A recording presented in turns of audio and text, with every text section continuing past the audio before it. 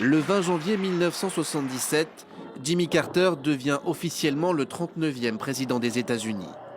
L'achèvement d'une ascension inédite.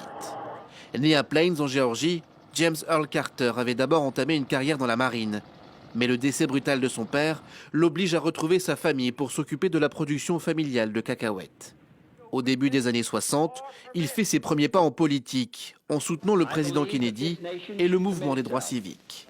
En 1970, il remporte le siège de gouverneur de la Géorgie. Sous son mandat, il se bat pour plus d'égalité raciale et économique.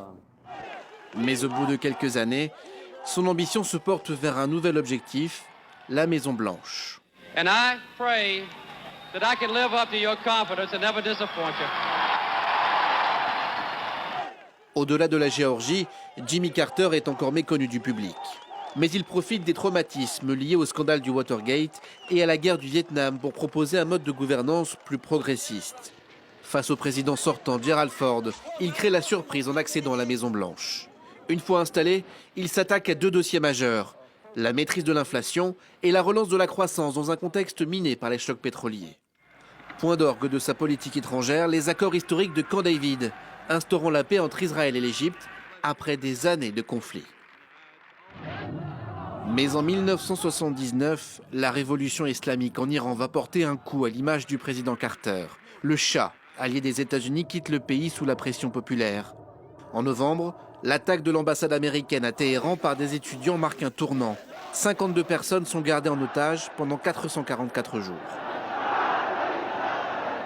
We stand today as one people.